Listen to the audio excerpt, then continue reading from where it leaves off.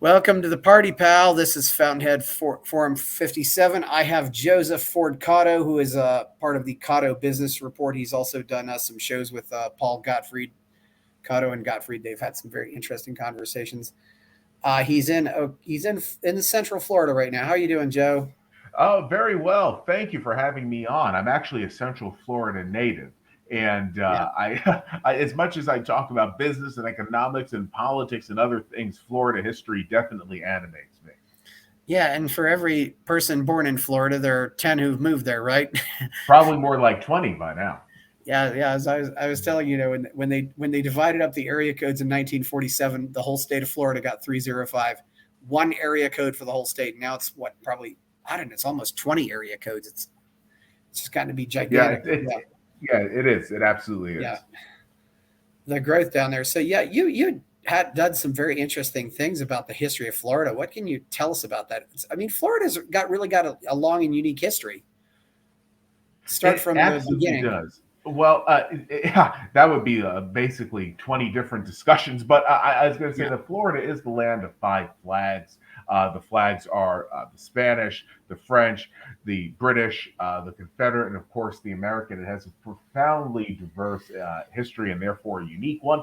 And Florida, I think this is one big thing that a lot of people don't know. It's the only part of the United States that remained loyal to the British Crown during the American Revolution. So it is loyalist territory, much like Canada is. It's really amazing the reasons for this, but people generally don't know anything regarding this, and that is a sad thing. But I really do believe that Florida provides a unique lens on human history and the human condition, and I've written quite a lot about it. I've written two books that concern Florida history, and I look forward to writing more of them during the years to come. Yeah. So, uh, Florida was mostly swampland. I mean, the highest point in Florida isn't even over 400 feet, is it? No, it's not. It's just under 400. Yeah. So it was largely swampland. Was anybody really living in South Florida at all? I mean, or has What it kind of just been no man's land for a long time? it was the domain of American Indians, but actually, I mean, it was the domain of American Indians going way back. But it's a long story. But the Spaniards wound up killing most of them off, and eventually, other bands of American Indians came into the state, and they were pushed down into South Florida by Uncle Sam. And today, their descendants still live there. They live to the west of Miami. And then, of course, the Seminole tribe has loads of real estate interests throughout South Florida, very profitable ones. Yeah. So first of all, we talk about was it Ponce de Leon who Ponce discovered? de Leon, yeah, yeah. Yeah. Mhm. Yeah, and he went. I think they settled St. Augustine and when? They said, well, the story of St. Augustine is interesting because the the first permanent settlement in Florida was actually a French one, a French Huguenot. They were Protestant refugees from basically such a long story. This is fascinating. It forms. It's part of Eye for an Eye, which is the book that was most recently published of mine. But the Huguenots came to what's now Jacksonville and established Fort Caroline, which was going to be their colony. Then the Spaniards wanted to destroy them, and they unfortunately did destroy them. But a private party of French years later came back and sacked the Spaniards. It's a really, it's something else. I recommend people check out Eye for an Eye. I don't mean to plug my own book so early, but it's definitely the subject matter is really, dare I say, spellbinding. But anyway, St. Augustine was settled in the 1560s by the Spanish. It used to be an American Indian town called Seloy, but the Spaniards obviously destroyed it. And St. Augustine's still there today. But if you visit St. Augustine, and I have been going there since I could barely speak, it is actually more generally British influenced in its architecture. It looks more like Bermuda than a Spanish village, because the British took over St. Augustine in the 1700s, and obviously it was a British colony. It was part of a British colony. It was actually the capital city of British East Florida during the American Revolution. And the British built on top of things that the Spaniards had already set up. The Spaniards built one-story buildings with a courtyard and no windows. And so when the British came there, they thought this was absolutely barbaric. And so they constructed a second story on top of all the single-story buildings. They created roofs as we would know them, and they put in windows. And so if you go to St. Augustine today and you see what's there, that actually goes back, it goes back something to the Spanish, but the British revitalized it and made it much more livable. So it's really fascinating stuff. Yeah, and did they go to St. Augustine because there's also a big river, the St. John's River goes there, or? No, the Spaniards went to St. Augustine because it's not on St. John's River, it's on a different river. But they went there because it was it had easy access to the Atlantic Ocean, but the city itself was not subject to, sea surges, things like that. So they could safely navigate ships there, keep them right in town. And then they wanted to go out to sea. It was, you could literally see the ocean, the inlet that goes to the ocean from downtown St. Augustine. Yeah. It's fascinating. Yeah, you don't really hear about hurricanes really hitting Jacksonville all that much. No, you don't. No, you don't. It's kind of interesting, but somehow Jacksonville, I've sometimes said if I moved to Florida, I'd probably move to Jacksonville just for that reason. So maybe that was another factor too, is the weather was a little easier to deal with. Jacksonville is in the midst of quite a political transition. It used to be one of the only, one could say, conservative major cities in America, but the demographics there have changed considerably in recent years. So if people wanted to move there and they wanted something that was not like Philadelphia, I would not recommend it. Yeah, I don't know if there are any conservative big cities left. 30 years ago, you could still point to a few, but I don't know. Mm-hmm. Maybe San Antonio, but Miami is not conservative in a conventional sense, but it does have certain Republican leanings. Actually, Jacksonville is much bigger than St. Augustine because it's Duval County, essentially. Yeah. Jacksonville annexed all that land. Yes. Land area, it's one of the biggest cities in the contiguous 48 states. It is, absolutely. It's a lot like Toronto, actually, in that way, because Toronto annexed a lot of area around it, and it became a city/county, and Jacksonville basically is the same story. And Toronto, like Jacksonville, used to be quite conservative, but then it changed. Yeah, I don't really know what changes that. Yeah, I only bring up San Antonio because San Antonio gets a lot of retired military, or at least people who are out of the military after they like San Antonio, so they end up there. But I don't know really of any other city that's maybe Cincinnati, but it's really. There are some cities that have Republican mayors, like Omaha. And I don't know if you call them conservative, but they definitely are large cities that at least have some Republican presence. And I'm trying to think of any others, perhaps. But I'm sure there are a few, but few and far between.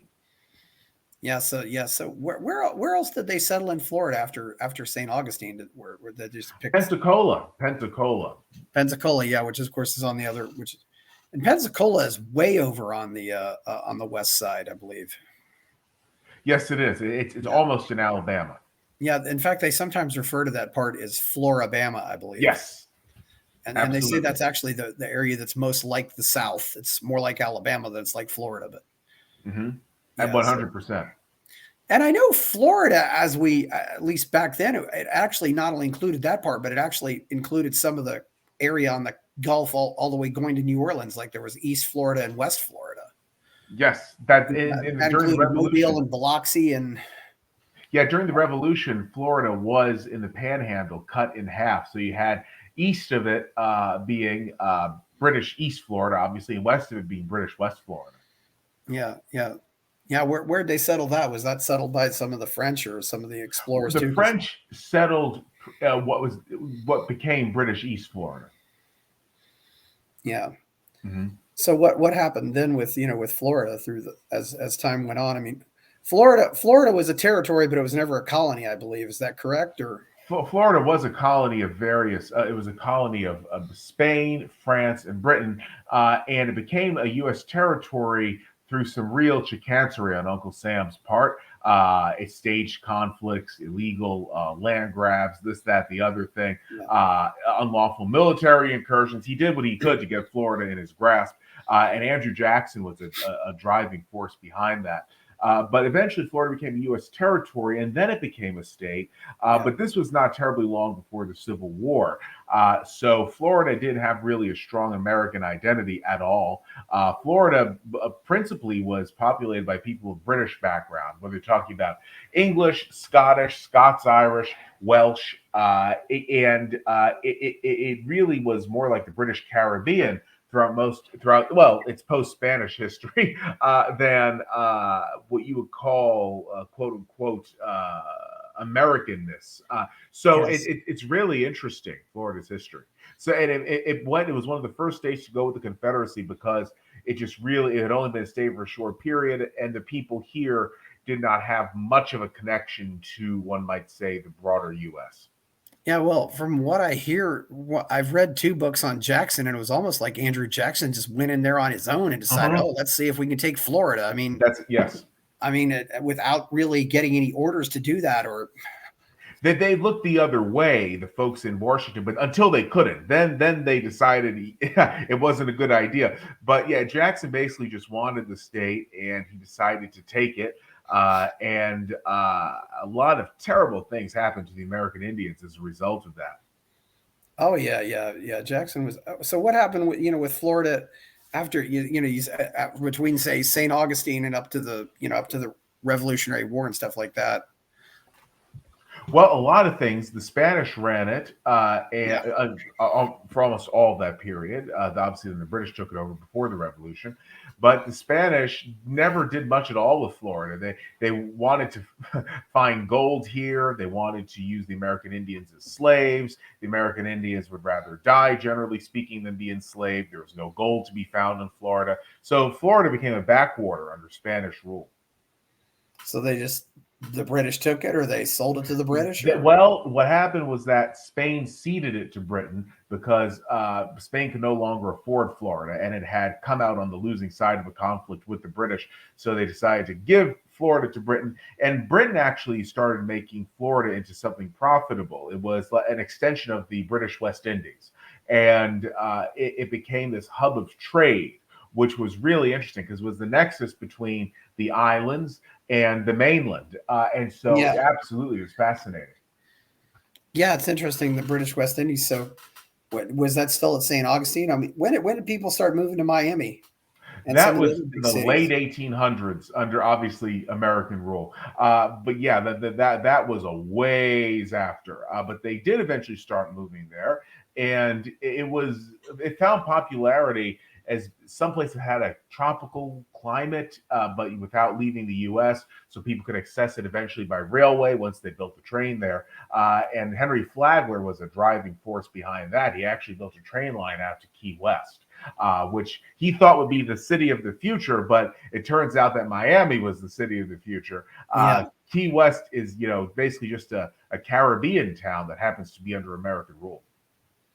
yeah. I know you see Flagler's name everywhere in Florida, and it's and that's and obviously he built the railroads down there. Yes, that was a big deal. I think that got wiped out in a hurricane, though. You can't take a Yeah. train down to Key West anymore, No, no, you can't, which unfortunately. was But a very ambitious project, though, to build a road, and of course you can drive down Route 1 on those roads, and mhm. yeah, It's amazing. It really is yeah, amazing what is accomplished. yeah. So the British took over Florida from the Spaniards. When you said about? Well, the British took over Florida from the Spaniards during the 1750s. They didn't run it terribly long before, excuse me, 1760s. My apologies. They Yeah, didn't run it terribly long before the Revolution, but they made the most of it in a short period. Yeah, how many people? How many people lived in Florida at the time? Was it probably less than Georgia, maybe? Or Oh yes, definitely. The exact number is hard to come by because obviously census figures from that period are shoddy, to say the least. yeah, But yes, yeah, less than Georgia, no question. and they had no interest in leaving the British crown at the time. No, no, it was very popular remaining under the rule of Westminster, and that's because in the American Revolution they talked about life, liberty, the pursuit of happiness. Those words from the Declaration of Independence. But Florida had all of those things under the British Crown. As a matter of fact, Florida never had as much autonomy over its own affairs as it did under British rule. The issue that some colonies had was something specific to the Northeast, particularly up in New England, and it had nothing to do with life here in Florida. Yeah. So what happened with was there a lot of slavery in Florida or Yes, not? yes. And how'd that come about? It was the same as anywhere else under British rule or Spanish rule. The French actually did not bring slaves, but the British and the Spanish did. And it was they were participating in the economy of the time. Yeah, that's always been one of the great mysteries to me too. Though, is how did something like slavery get established in America when it really wasn't known in Europe? It's a rather interesting story. Do you have any theories on that? Or Well, I think it's pretty obvious. What happened was that as colonialism took place, there needed to be a labor pool to do some pretty difficult jobs day in, day out, with no real prospect of advancement. And people were not going to just leave the motherland in order to do this. But slavery was well established and well known in Africa and other yeah, places. And so the Europeans looked at this and they said, we'll use this model. They certainly did not invent the wheel. They just basically oh yeah, had their own spin on it. And they exported the practice of slavery to places they colonized. Now, as I wrote about, particularly an eye for an eye, the American Indians had slavery before the Europeans ever arrived. So slavery was going on here oh yeah, before the white man ever set foot on oh what's yeah, now American yeah. soil. It wasn't really known in the British Isles. It's Mhm. so it's Cool. interesting that it happens in these colonies. I'm definitely not. I mean, obviously it goes back to the Roman Empire. Yeah. It's just very interesting because at least as far as I know too, you couldn't, if you were a Christian, you couldn't own Christians as slaves. But obviously they're not Christians, So That was the idea, but then of course a lot of the slaves were converted to Christianity and they were bought and yeah, sold all the same. When it comes to I think religion, Christianity is only one of them. People tend to pick and choose and ignore and oh amplify yes. what works best for them. What were they doing in Florida? Was it mostly sugar, or was it oranges, or was it Sugar, oranges came about much later, but it was sugar. Sugar cane was big here. Rice was big as well, and indigo. indigo? Yeah. What are they? Indigo is the wood, right? Yeah. They just use that to make wood. Indigo is it's a plant that has a beautiful color, and at the time it was very valuable because it was the only way to get a sort of very regal purplish color, and you can make obviously the dye from the plant. It's a flower, so it was very profitable. And so there was, and then then Florida just stayed with the British Crown at the time. Then afterward it was Yes. over. It relied totally on trade within the British Empire. So, like I said, it was the nexus between the mainland and the islands, and it was Yeah. culturally an extension of the British Caribbean. So, yeah, there was no reason to join up with Washington and his friends. So Florida was allowed, for example, to trade with Jamaica or trade with Oh, the Virgin absolutely. Islands, and without, because I know one of the complaints was, the colony said we have to, we can only trade with England. We can't trade with Jamaica. That was at least one of the complaints under the Mhm. in the Revolutionary War. So No, but Florida had this independence so Florida was actually getting treated better than the 13 northern colonies. In a way, yes. And it was essential for Florida to trade with the West Indies because it was Yeah. so close. Now, once the goods came into Florida, obviously they could go to other parts of the mainland, Yeah. but that did increase the cost of the goods because if the goods had been imported directly from, say, Jamaica to North Carolina, it would have been cheaper with shipping. But if it has to go to Florida and then go up over land to North Carolina, it's more money. But it worked out very well for Florida because, this is where people would buy and sell stuff that would be distributed to other parts of the British mainland. And so, was there any trade, say, Florida over with Texas or Mexico, or not? No, no, Okay, no. Those markets were closed off.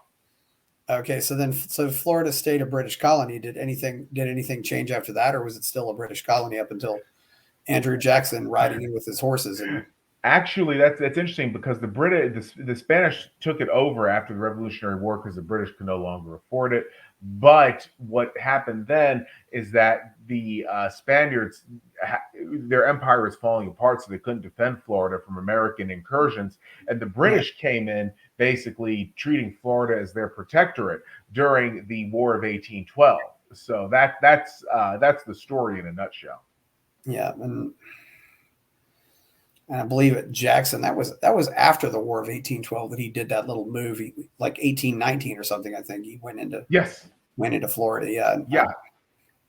It was a result of his hubris from the War of 1812. yeah.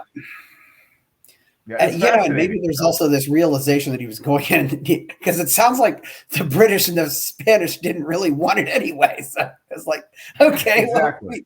if they don't want it, I mean, Yeah, yeah, because he figured, maybe they wouldn't fight too hard to keep it, which ultimately they didn't. But it's kind of unfortunate. But that's so Andrew Jackson, that story. Yeah, it is. He was a yeah, remarkable man in some very bad ways, but some good ways too. A very complicated figure who had a very harsh life from a very young age. oh yeah. I mean, yeah, he was. Yeah, he was the first president who was poor. I mean, Mhm. that's the first thing. And he was, I think, an orphan at what, 13. And the only American Yep. president who was a prisoner of war. I mean, he was born in. I believe when he was 9. They used to have the town readers, and I think they picked him as the town reader when he read the Declaration of Independence to his town. And he was only like Mhm. 9 years old, and he read the Declaration of Independence to the town, Yep. and then a few years later, he was actually going to work for the Revolutionary Army because I think he was orphaned at 13. So what do Yeah. you do? That's one thing you do if you're an orphan at 13 in the colonies. You just you join the army. Obviously, he wasn't maybe doing full fledged, but he was like doing messenger stuff, Mhm. and he actually Yeah. was in a war for a while. So Yeah, it's amazing. What you see with the American Revolution is that it attracted the highs and the lows of society. The highs being the founding fathers, very wealthy people oh who yeah, had vested financial interests in leaving Britain. Then it attracted very low end people, people who didn't have much in the way of education or career prospects, and obviously social standing, who were just dissatisfied with their lot in life, and they took it out on the British Crown. Now, the middle class, or what passed for the middle class at the time, was very much pro union with Britain because they wanted stability, and they got that under the British Crown. But it was the people who had everything to lose and they just bet it all on the revolution, the very wealthy folks, and the people who had nothing to yeah, lose that had this outsized influence, and they wound up driving the revolutionary spirit. yeah. That's true. Yeah, yeah. And yeah, that was one way to move up in society, though. If you were a good soldier, you got promoted and you got medals and stuff like that. It's Andrew Absolutely. Jackson went up, made it up to a general, and Mhm. Yeah, he and it's not, and I'm not a fan of the American Revolution, but in all fairness, it's easy to see why he supported it because someone like him coming from where yeah he came from, the Waxhaws region, yeah where you can't even tell which where you can't even yeah tell which side of the colonial line he was born on. yeah. But They probably don't know for sure. Yeah, exactly. But a guy like that under the British Empire, unless he wanted to become some sort of merchant or tradesman, which he could have done, he really didn't have any prospect of like yeah, social advancement. He would always have been thought of as a peasant. So for someone like him to support the existing order, it would have made sense if he were part of the middle class. But he was definitely not. He was barely even part of the working class. He was more like the equivalent of today, to be blunt, trailer trash. Yeah, that's that is true. Yeah, yeah, but he certainly moved his way up. Yeah, moved up, Mhm. and Yep. and of course, on the other hand, you had people like the Lees, who were this rich family in Virginia who were involved in probably every in the military going back to going back almost since the beginning of the colonies of Virginia. Mhm. Yeah, Absolutely. you're not a fan of the American Revolution. That's interesting. What's Oh, no, no. No, I think it was far better under the British Crown in terms of individual rights and liberties and what we now call states' rights, and a very low tax economy where the government was quite responsive to the desires of the people it served. You didn't have much in the way of centralized authority, unlike today. And ever since the Constitution was adopted, the authorities become more and more centralized. I could accept the Articles of Confederation with the Bill of Rights added on to yeah. them, but the Constitution was a terrible mistake. Well, yeah, of course, one thing else too changed. Nowadays we have telephones. I can get on a plane in Miami and fly to Boston in 4 hours. Mhm, Before to go between Miami and Boston, it would take months. mhm. So some things have changed, and so I sometimes think the centralization might have come anyway, just because You of the never know. technology that we You have. never know. It could have. Yeah, I mean, I've heard other people say, they didn't necessarily want freedom; they just wanted to, become the kings themselves. Yeah, that's, I think, absolutely correct. Freedom was just sort of a buzzword used to rationalize an economic and social and political agenda. But of course, I said economic first for a reason because that was at the heart of all this. Yeah, there was a clause, Jefferson wanted to put in the Declaration about the British Navy not suppressing the slave trade, and that got ripped out. Mhm. Do you think slavery was a factor in Florida's decision to stay, or how much do It you think? was. I think it was, although they didn't fear slavery being destroyed as a result of the revolution. But I think the fact of the matter is that there was a robust slave trading marketplace between the British colonies of the Caribbean and Florida. So Yeah, definitely, I think that the desire to remain in this common market was there when it came to slaves and other things. yeah. Did that start with the Spanish too, or did that start with somebody else? Well, what we would the whole it's kind of hard to explain. The American Indians had slavery, but they did not have the slave trade. They had a system of slavery wherein one tribe captured members of other tribes, and then these captured tribesmen would work as slaves until their masters decided that they basically had done so much labor and become so loyal to their new tribe, if you will, that they could be emancipated. Now, chattel slavery, which is what the Europeans practiced, came with the Spaniards. Absolutely. The 1619 Project says it started in Jamestown, obviously in 1619, but that's not true. It actually started in St. Augustine in 1565, and I wrote about that in Eye for an Eye. So it's a fascinating subject matter, to say the least. Yeah, yeah, yeah. Don't get me started on the 1619 project. That's terrible. That's just that's just a bunch of crap to try to mock America. And obviously But yeah, forgetting the fact that often it was one tribe in Africa that would go out and capture another tribe in Africa and then say, "Oh yeah, here, take them." mhm. And of course, Absolutely. one third of them didn't even survive the trip across or a lot of them didn't even survive the trip across the ocean.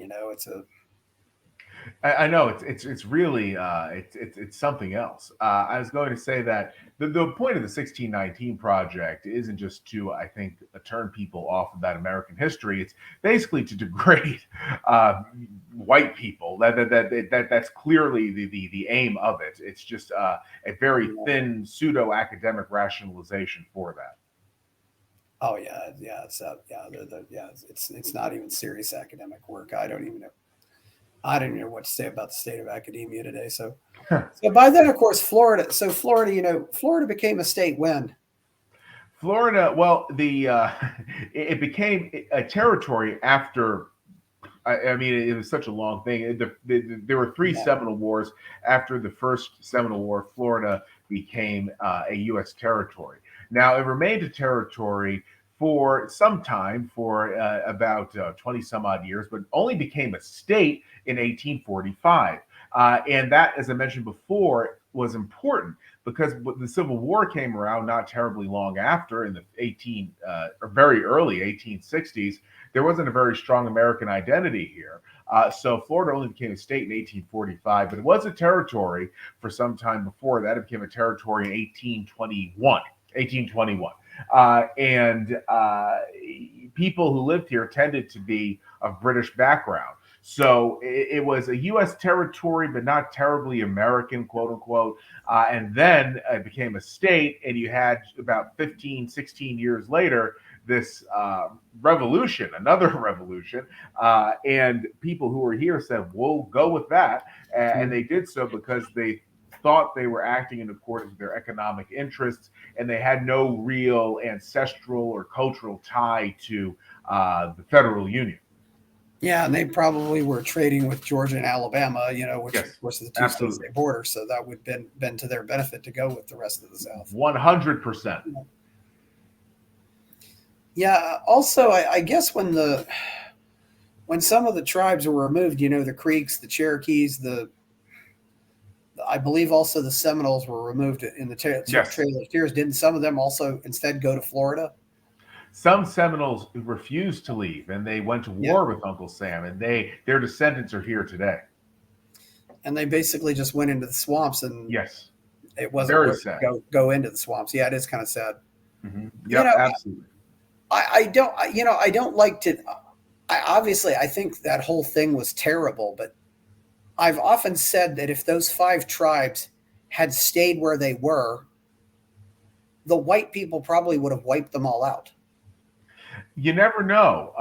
You never know. I certainly hope not. But I hope not too. But I think Jackson was just thinking, okay, well, if they move, because what could Jackson do? I mean, he could, it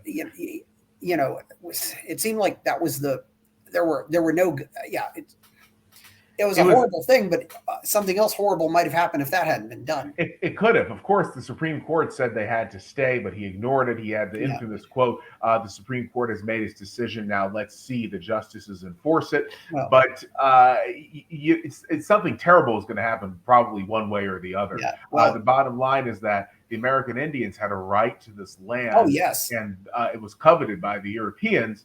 And the Europeans had more in the way of technology and manpower than the American Indians did.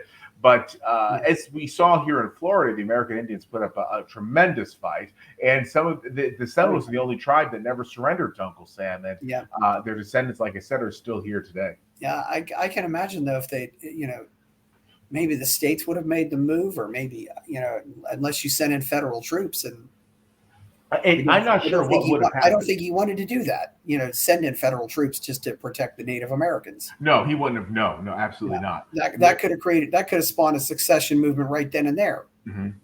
Absolutely. Yeah, like I said, the land was coveted. There's no question about that. And it's just a terrible, terrible story. Yeah. I would be nice if they were still here, and if, say, Florida, Georgia, and Alabama were sort of co-settled between whites and American Indians. Yeah. That would be my ideal scenario. Do you think this hatred against the indigenous Americans was at least largely because of the fact that they refused Christianity? Sure, no question about that. I believe that, because it seems like it also, if you look at some of the least fanatical areas in America, like Pennsylvania and Rhode Island, they had really good relations with the indigenous tribes. They did, and it's because they weren't. And Pennsylvania and Rhode Island, I guess it's because they weren't trying to convert them, but the most fanatical ones just looked at them as being heathens because they didn't accept the Lord. Exactly. The irony is that a lot of these people wanted to convert the slaves, the black slaves, and they did convert them.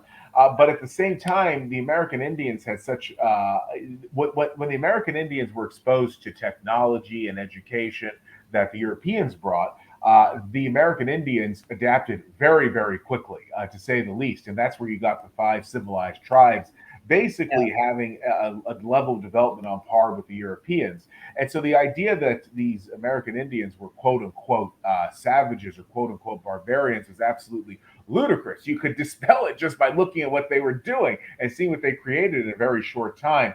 But the religion then as now tends to blind people and in many cases bring out the worst in them under the guise of bringing out the Oh best. yeah, yeah, it was awful. I still find Andrew Jackson to be a very colorful person. Mhm. I will always, he said his greatest accomplishment was I killed the bank, and I said yes, it was. You know, He did do that. Yeah, it's fascinating. Obviously, they were setting up a clone of the Bank of England in the U.S., and he decided that this should not happen. One wonders how he would have reacted to the Federal Reserve, but really that I think that launched arguably the greatest period in America of prosperity in the history of this country. Mhm. The era of Jacksonian political economy. I mean, in the North, all of the economic growth we had. And then obviously the South wasn't capitalistic because you had slavery, but it really gave a boon to the North. We absorbed all of these immigrants, and just the country really grew a lot, and it was not really been the same since the Civil War upset things, and we haven't really went back from that yet. It's what the whole situation in the South, and I come from a part of Florida, extremely rare for Florida and the South that it has a long-term heavy industrial base. If you look at it by satellite, you see all these warehouses and factories, and it looks like half of the city is industrial. But the big problem in the South was that they never industrialized adequately. And it became this thing where cotton was king, and then other crops. But it's the same story with Ireland, where when the crop fails for whatever reason, people are in a very bad way, and the economy as a result of that is radically boom and bust. There's no stability. And so this kept the South poor, even considering what happened with Reconstruction, which definitely impoverished the South. The South should have copied the roadmap of the North when it came to industrial economy, but it didn't do that, and it has never quite done that. And so you still see a lot of terrible poverty in the South. You see some of it in the North too. Don't get me wrong; the North is absolutely no panacea, but it is just fascinating the history here. Yeah, well, slavery really kept the South stagnant. It didn't really grow because of that. There was 100%. It was, and slavery was, as I said, it was just really a big corporate welfare project because most Southern whites, the overwhelming majority of Southern whites did not own slaves anyway.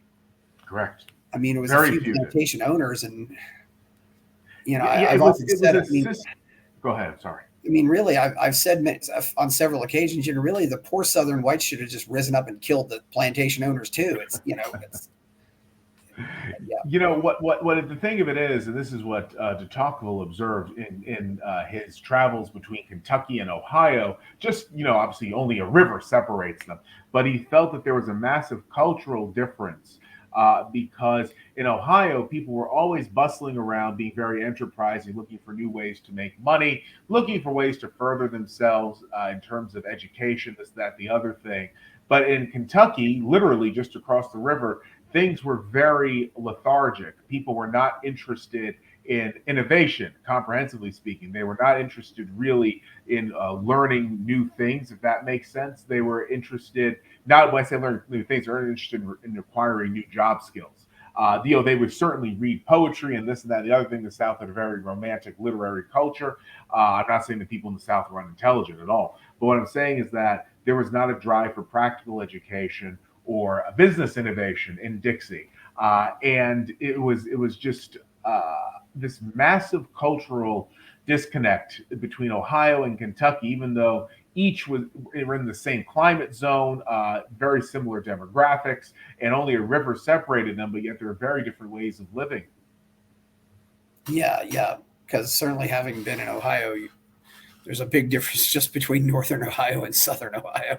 Oh, definitely. And Southern Ohio is definitely more like Kentucky than it's like Northern Ohio. But the accent is interesting up in Cleveland because there's this accent that goes from Buffalo over to Chicago, and it's kind of hard to describe.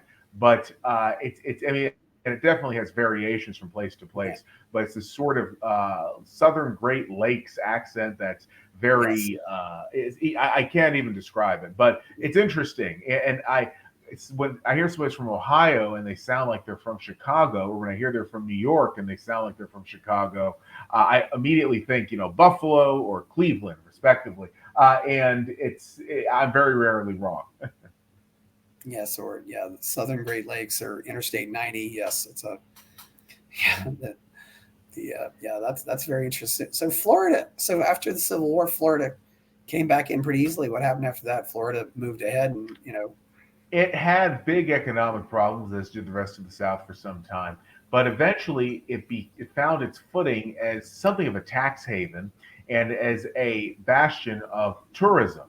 That was Flagler who shepherded this, but others did quite a bit as well. And in the 1920s, it became basically what it is now, but on a much smaller level. But Florida relies heavily on a service sector economy, on financial services beyond, what you think of as the blue collar sort, and it's a fascinating place. Real estate too, and all of its attendant industries. So yeah, Florida eventually found its way, but it was certainly a long, painful process. yeah, and oranges, and they Oh, probably ended up draining. They probably ended up draining a lot of swampland and developing a lot of land that hadn't been developed at all. what happened is that the center of the state was irrigated through an intricate system of canals, and they still exist today. And that allowed swampland to be drained, but it transferred this fresh water to these very arid places. Because this is a lot of people don't know it, but in Central Florida, it's sand. There used to be sand dunes, but the vegetation, if there's not water there, is almost desert-like. There are cactuses. There are all these things that are very unique that you typically don't see anywhere outside of a semi-desert environment. So they brought in this swamp water to irrigate all this land. And that's why you see so much citrus development in Central Florida nowadays, particularly the southern tier of Central Florida, because some freezes killed off citrus otherwise. But the canal system is fascinating. Yeah, but yeah, places like Orlando and places like that where you're not where you get far away enough from the ocean that you or the Gulf that you're not that might have been rare. Yeah, the one interesting thing is they call Florida the Sunshine State, and I swear every time I go there, it's half clouds in the sky. What a bunch of Absolutely. propaganda that is.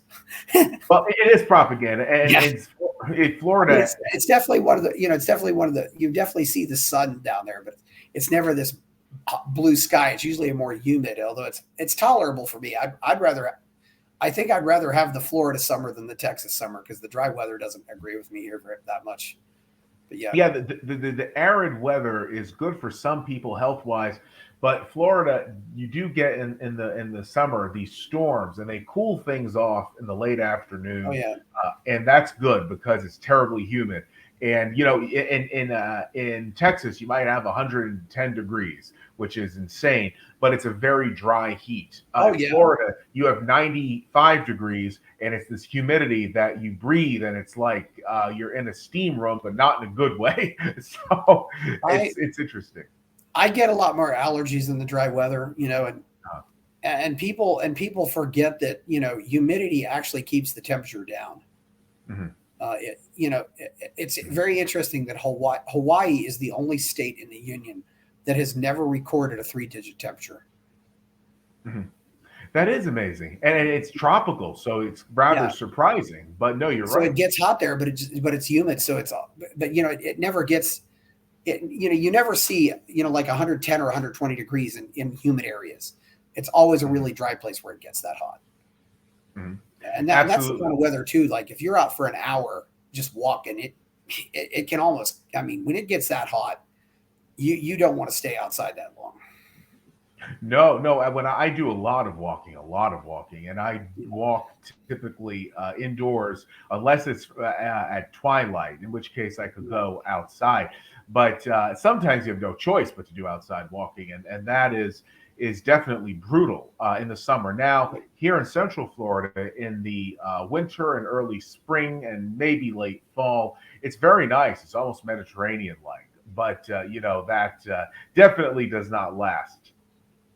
Yeah, I know some people, they have gyms that have tracks inside the gyms, and people I think join those Yes. gyms just so they can either run or walk on those little indoor tracks that they have.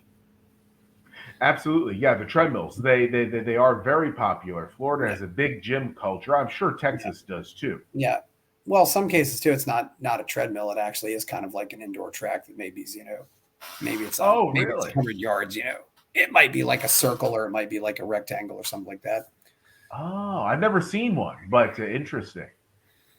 Yeah, it might only be 2 or 3 lanes, but it's definitely enough that you can walk or run on it. You just yeah, Wow, that's something. No, I didn't know, yeah, but I'm not. I'm surprised, but not shocked. I mean, there are so yeah. many innovations now when it comes to exercise, Oh yeah, physical fitness, that yeah, nothing really does shock me. Nothing shocks me about American politics nowadays either. It's yeah. quite an Oh yeah. interesting state of affairs, put mildly. You know what made Walt Disney want to move to Orlando? It seems like Disney kind of built that whole city by himself. I mean, was there anything in Orlando before Disney World was there? Sure, it was a citrus growing city, not a big city, not a small town either. Sort of mid-sized, but mid-sized by the standards of its day and age, which today would not make it anything remarkable. But it was much better, certainly, before Teen Rodent crawled in. Disney wanted to build in another part of Florida, where I am now, actually, and the county commission turned him down flat. And then he considered Lake County, which borders Orange County, where Orlando is, and they turned him down flat. And then the Disney went to Orange County and Osceola County. It decided that if it was going to go to Orange County, because of the size of the county and the shape of it, would have to do some of the development in Osceola as well. Actually, quite a bit of it in Osceola, not just a little. And the Osceola County at the time was very, very poor. They said, we'll do it. Orange County was a bit more skeptical, but they wanted to diversify their economy from citrus. And so they said, okay, we'll let you do this. And then Disney got this okay from the state government to basically have its own county within Orange and Osceola counties. It's the old Reedy Creek Improvement District. And that now is a political nightmare. Yeah, and from what I've heard, they secretly bought the land up so people weren't really aware of what was happening, but they did not use eminent domain to their credit. Correct. They Absolutely. although it probably took a while to buy the land up, or they just had to give people an offer they couldn't refuse. hmm Yeah, that was it, and they had no idea that Disney was buying it. These people, Yeah, it was various shell corporations, yeah, and each one would make an offer to a different neighbor. So when the neighbors went around talking to each other about what was happening, it wasn't, oh, this one company's buying it all up. Because if that were the case, then they could have all got together and said, we're not going to sell, to this company unless it meets a certain price, and they would have done that because they would have known the company has this unimaginable sum of money to spend. But when it's different companies, they really can't strategize in that way. yeah. Very interesting story. I'm curious to know what's going to happen with the relationship with Disney and DeSantis right now. Now that Florida, I mean, obviously Florida's in a very different place now, even as it was 50 years ago. What do you think's changed since then? Of course, a large Well, influx of so many things. immigrants from South and Central America and the Caribbean. I think that Florida is basically an extension of the Anglo and Latin Caribbean, which and it's been an extension of the Caribbean throughout its history, so that's no surprise. But today it's simultaneously the Anglo and Latin Caribbean. There are certainly some deep Southern influences in the north, in the Panhandle, but that is an outlier relative to the rest of the state, no question. And I think that Florida will continue being what it is, just in new forms, if that makes any sense at all to you. I think Florida Yeah. is stable in its immense instability. The interesting thing too, though, is that a lot of these immigrants from Venezuela and Cuba, or their children and grandchildren, they're definitely not socialists. Uh, They know what socialism looks like, and they don't want to go back to that. Absolutely. And that does make the Hispanic vote here much more right leaning than you would see in most other Yeah, places. and not to mention, I think they're not to mention they're also much more pro family than I think Americans are. Oh, sure. No question about that. Yeah, I mean they think they still take marriage seriously. They get married, have kids, stay married. It's Mhm. uh, Absolutely. No, yeah, they are. Some of these people that they have kids like in their late teens or early 20s, and it's not the typical situation where you'd see where, a broken household, a lot of them stay together, and even if the husband fools around, which is very common in Latin cultures, the husband and the wife stay together, yeah, and they have a stable nuclear family unit. It's quite remarkable.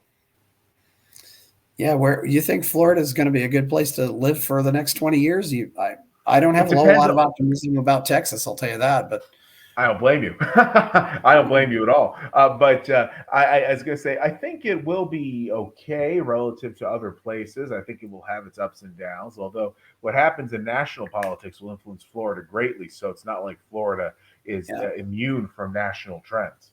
yeah. And as we're talking right now, today is the first day of the big Bitcoin conference in Miami. They got about 25,000 Bitcoiners in Miami. Oh wow! It's a huge event, and they took that event from California. I mean, I call Miami the Silicon Swamp. Uh, they're Uh-huh. really going. Miami is really going after that.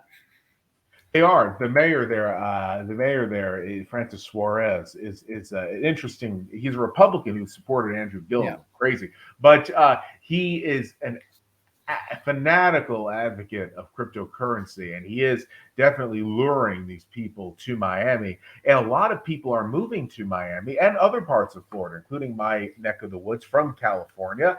It's really something else.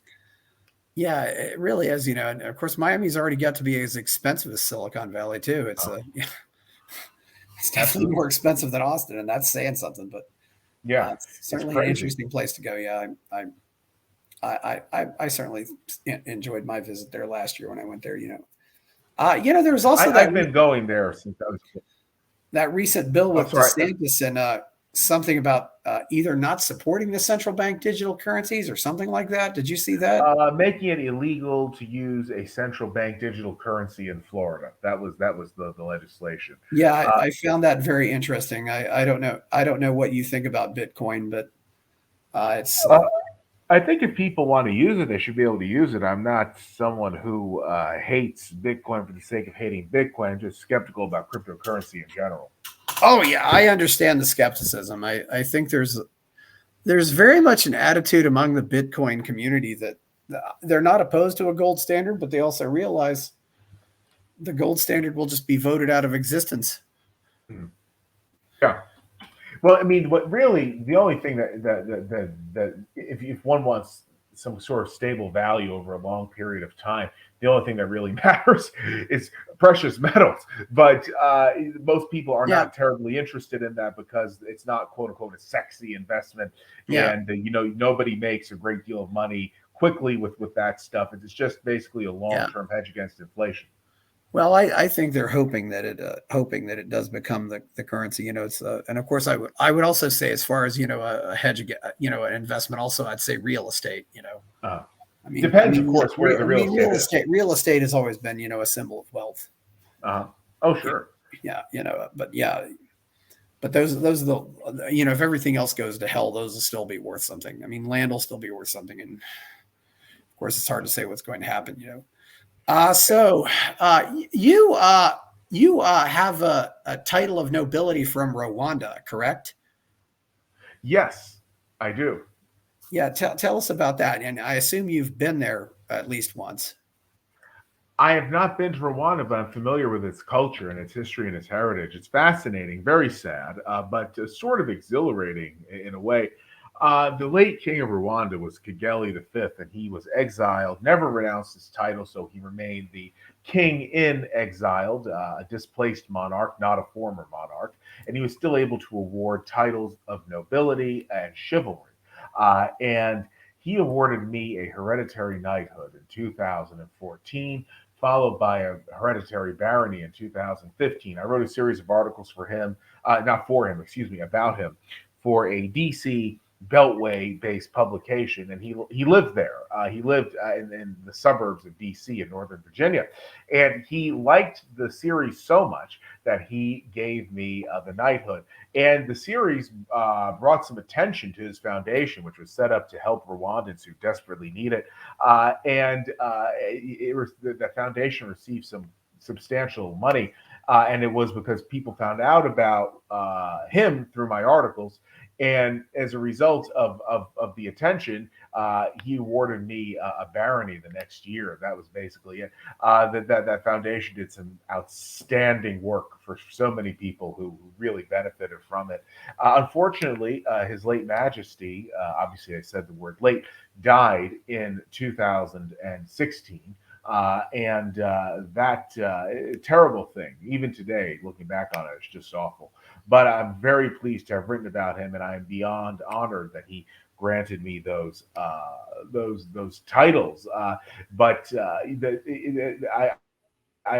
had since I was a boy, a long-standing interest in monarchism, and I never thought it would lead me to become a knight or a baron, but it did. And I just, even today, I have difficulty discussing it because it's just so awe-inspiring to me, this whole turn of events, and I'm so thankful for it. And it's just, it's absolutely outstanding. It really is. Yes, that's the story there. Now, when it comes to Rwanda itself, ever since the genocide in 1994, they've had a strongman form of government. Paul Kagame is the longtime president, and he is trying to turn Rwanda into the new Singapore, and he has had a great deal of success in doing this. The problem is that in Rwanda, there's no sense of political pluralism or due process or anything like that. So if you're a Rwandan who doesn't like the way that the government is handling X, Y, and Z, I mean, you're SOL, and it's that is a terrible thing. But I do understand why they're so authoritarian, because they want to avoid the problems of the past. But it begets another problem, that if you hold people back so much, they'll revolt again at some point. And also, the government there, it's a republic, needless to mention, and they're very skeptical of monarchy and nervous that the monarchy might be restored. The late King Kigeli, wanted a constitutional monarchy in Rwanda, where there would be a parliament, the king, the chief, who would be the chief executive, and then the king would obviously, when he died, his successor would be elected by a crown council. So it's a very unique thing, where they would have basically a hybrid of a hereditary and an elected monarchy. That's what he wanted within the context of constitutional governance. Which is a brilliant, brilliant idea of his. I think I am a constitutional monarchist, obviously, and what he supported, I think, is absolutely outstanding. The history. I mean, one thing we've learned is that the histories of monarchies are a lot more stable than democracies. I mean, especially if you look at Japan, which is the oldest monarchy in the world. Mm-hmm. I mean. And if people are able to put food on the table and keep a roof over their head, they're usually they're a lot less likely to revolt. It's mm-hmm. Absolutely, even if they might not have some of the civil liberties, but you definitely want to live in. I definitely would. I being a libertarian and certainly believing in constitutional government, I don't like the idea of strongmen either, but. It seems like sometimes these people like Kagame arise out of situations that just are so bad that absolutely they take you from at least a really bad situation to a less bad situation.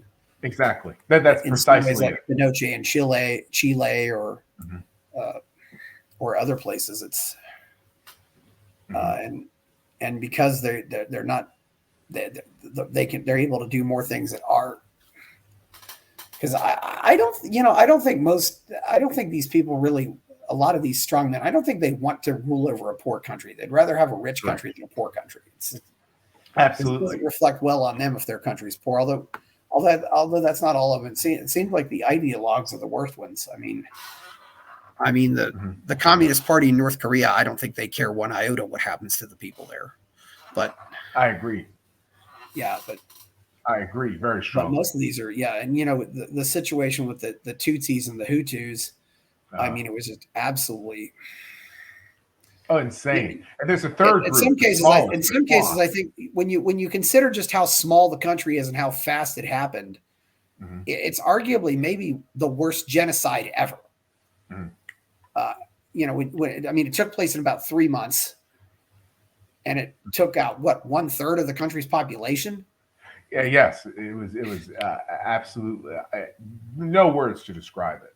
Yeah, and it's interesting because the small countries seem to rise and fall a lot faster than the big countries do. Mhm.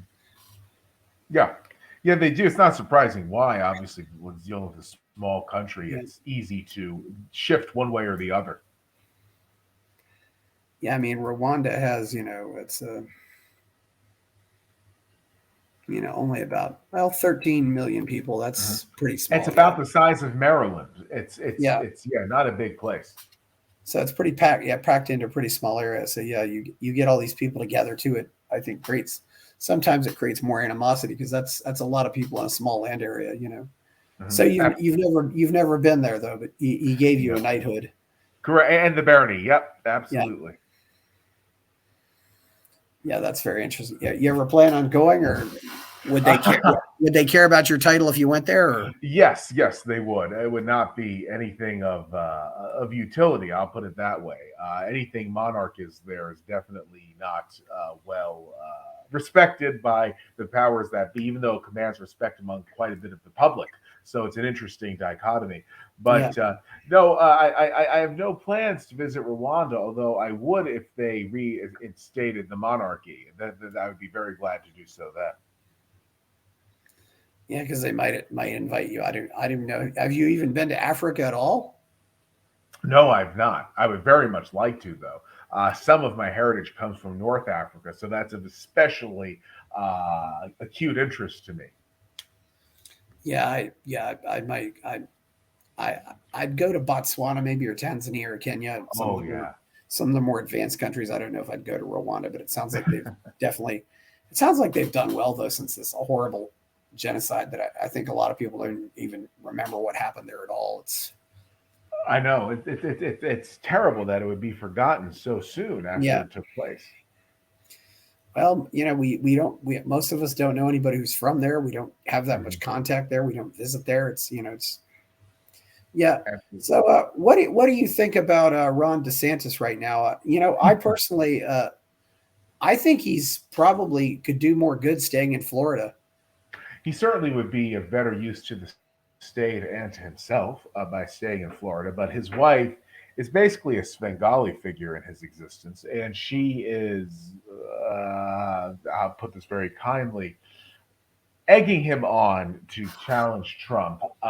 And he is, someone who is receptive to these Svengali tactics, so he's going along with it. There's Yeah, really not much else to say there, but it's terrible because he's going to lose and he's destroying his career, and it's absolutely mad. But he is going through with this, and I thought he would be smarter. I thought he'd be like Youngkin, intelligent enough to realize this isn't the right time, but he's not. And it can only be because of the wife. What happened is that he used to have a very wide net of advisors that helped him along during his first term. And he did very good things during his first term. I have to say, he performed very well. He was very even-handed, and he's a great administrator. He never was a guy that I've liked personally because I've known about him long before almost anyone else did. I remember when he ran for Congress now yeah, 11 years ago in the district that was then adjacent to my own, and he never impressed me. But all the same, as a governor, he started out well. But over time, he became this rock star to himself, especially with COVID, and he became a rock star to some other people.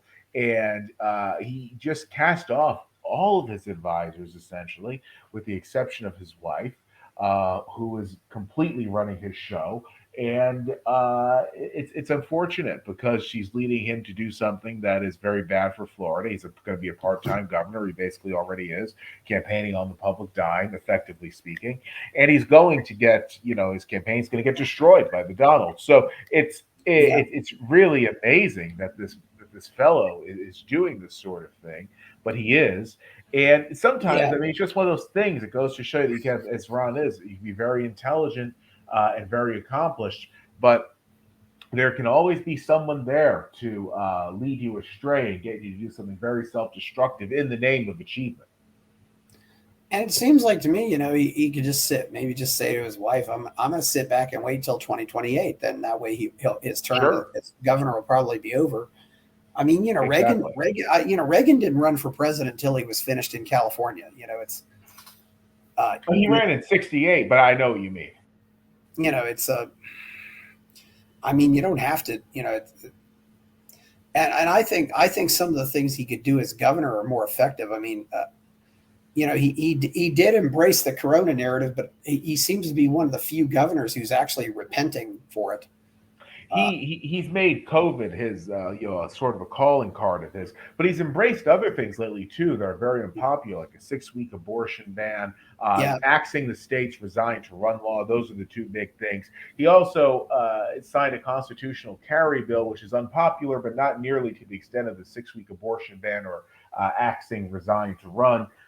It's really just crazy that he's doing all this stuff, but yeah, he's not thinking clearly, obviously.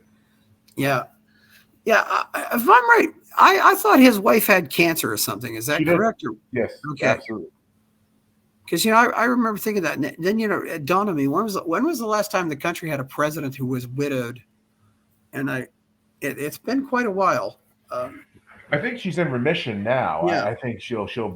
I don't think that the yeah, cancer will be back anytime soon. I think that basically her influence on him is that of.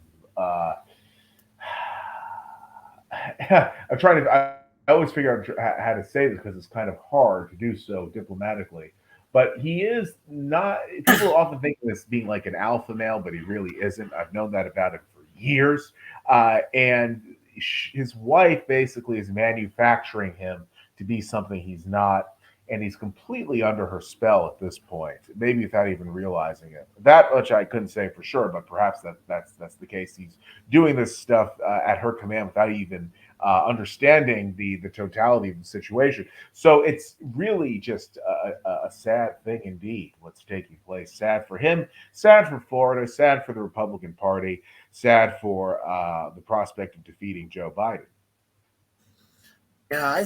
I think he'd do best just to sit back and wait. 2028 it'll be wide open. I Hmm. I, I Absolutely. personally, there's a mixed bag with DeSantis because sometimes he does some things. I don't like the fact that he went to Guantanamo and thought a lot of that stuff was okay. But on some Mhm. cases, he also seems to be somewhat pro Bitcoin, which is a good sign. But I don't know how much of a renegade he really is. But it seems like to me he could also maybe deliver some prosecution of the people on the COVID criminals, as I call them, which would be absolutely fantastic. And there's no way he can do that if he becomes president. Yeah, I think DeSantis goes with the wind. I don't know that he has any real convictions of any kind, to be honest with you. I mean, I've looked at him over the years, and he's had so many transitions. It's crazy. He's been so many different things in the GOP. I can't even begin to describe. But I do think he's out for himself. Or he just does whatever his wife tells him to do is what you seem to think it Yes, is. yeah, that which rolled into him being out for himself. But no, you're absolutely right, without question. That's not necessarily, yeah, that's not really a good sign. Do they have No, kids?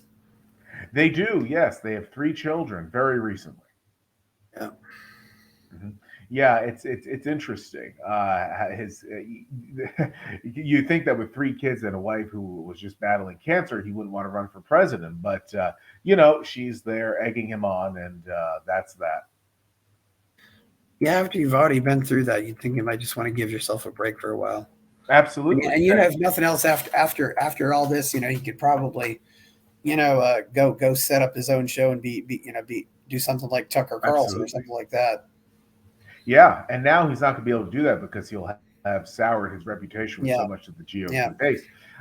It's just crazy. It's just crazy. yeah. I don't see any. I don't see any reason. I'm not that big a fan of Trump. I'm still, I'm a libertarian. I'd love to see Mhm. Christy Nome jump into it, but I don't think she wants it. Mhm. Yeah, I don't think she does either. I think Trump is the inevitable nominee. He has benefits and drawbacks. On policy, I agree with the overall majority of what he did. Yeah, but I'm very satisfied with it. I'm not, believe it, a lot of people don't get this, but I am not a MAGA guy. I'm really not. I'm just someone who likes Trump's policy, generally speaking. And I find his personality to be very entertaining. But I do vote based on policy, so I will vote for him. yeah, That goes without mention. But no, there are some fanatical Trump supporters who basically think the guy walks yeah, on water, and then there are fanatical DeSantis supporters who think that their man is, is the new version of Chuck Norris or something crazy like that. It's just weird. yeah. I don't think there are any Chuck Norrises anymore. No, unfortunately, you're right. I don't know who might be. One thing I'll always remember about Christy Nome was when they had the 2020 convention on virtually, and they went to the delegate count for the state of South Dakota, and they introduced, from South Dakota, Christy Nome, and the audience just Huh. starts getting really loud, and she just has this look on her face and says, "I'm popular." I didn't know I was popular.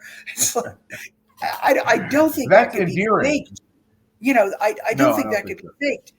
Mhm. I think she still just wants to be this, farm girl in South Dakota, though. But and obviously, there obviously be other people pushing DeSantis because they know they can get Florida. Mhm.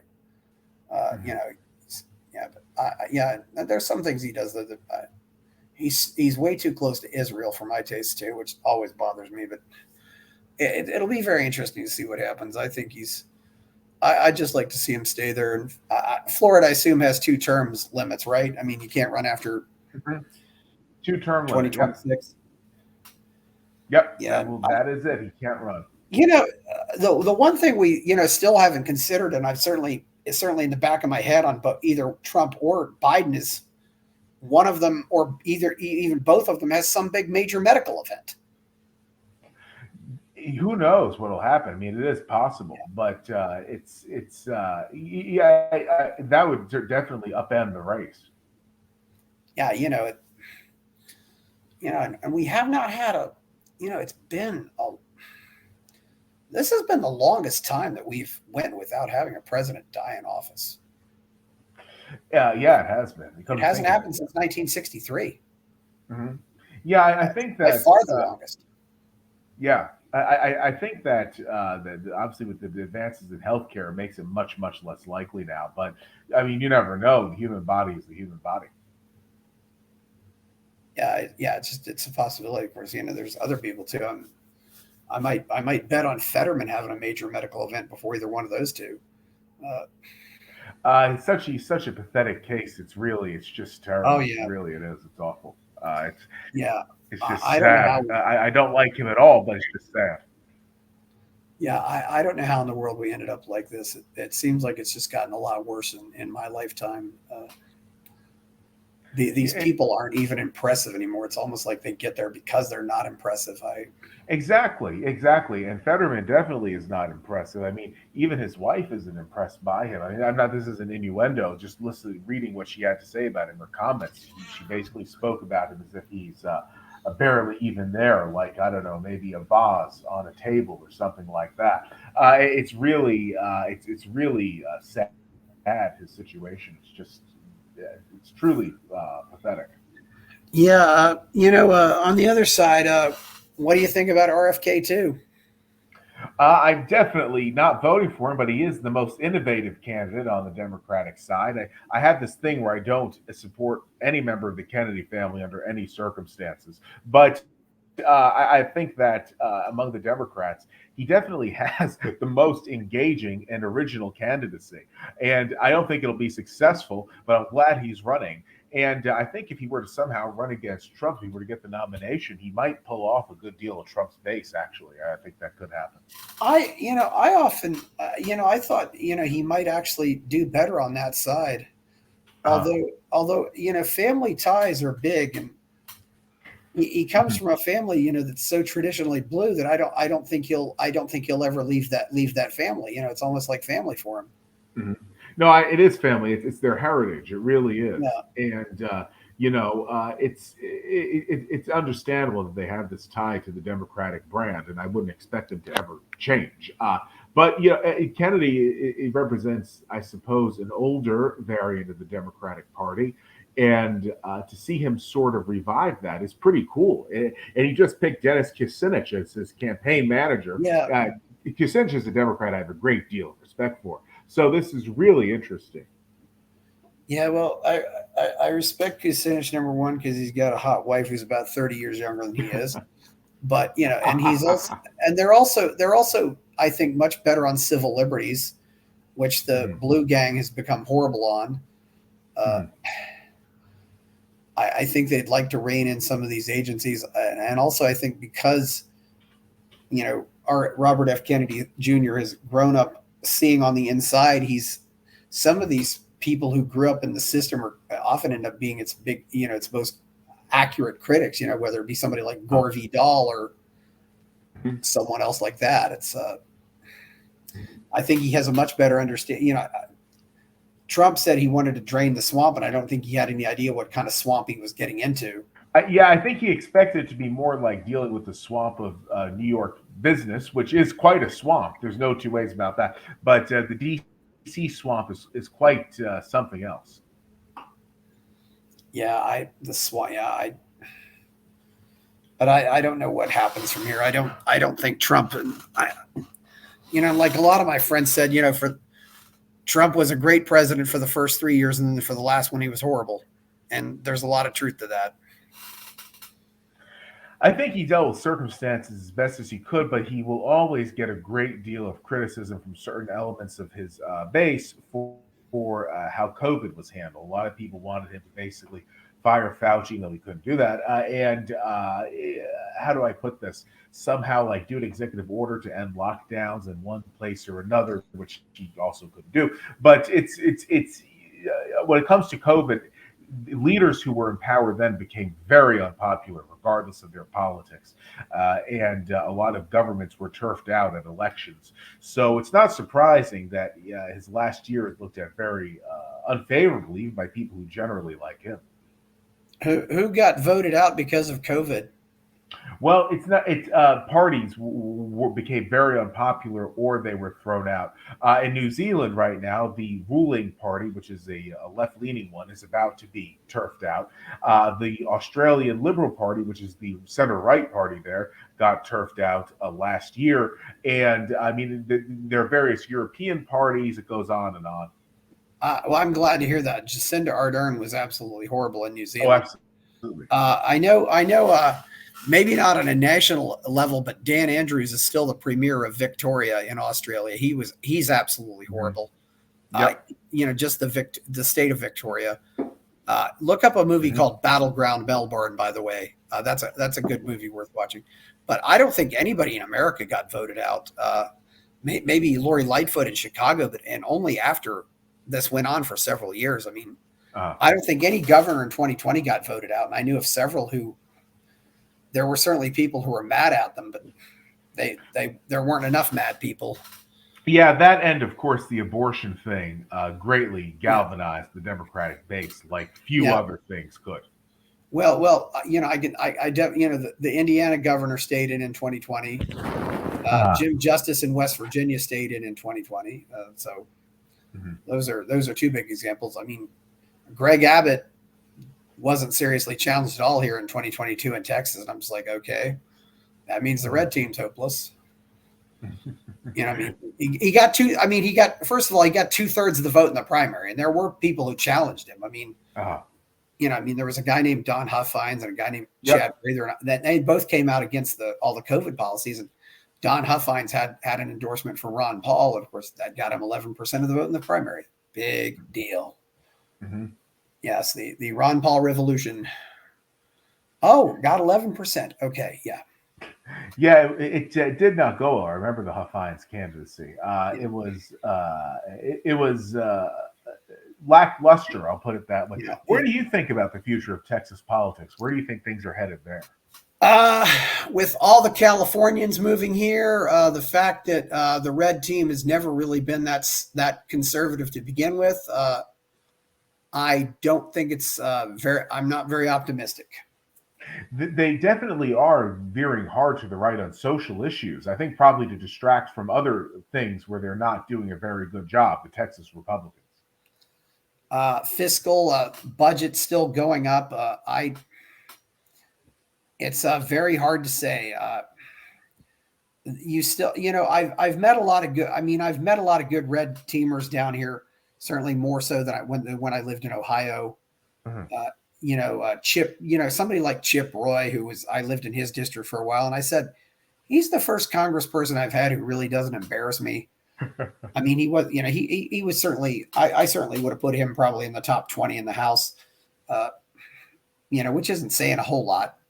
Cruz, Ted Cruz certainly has some very good moments.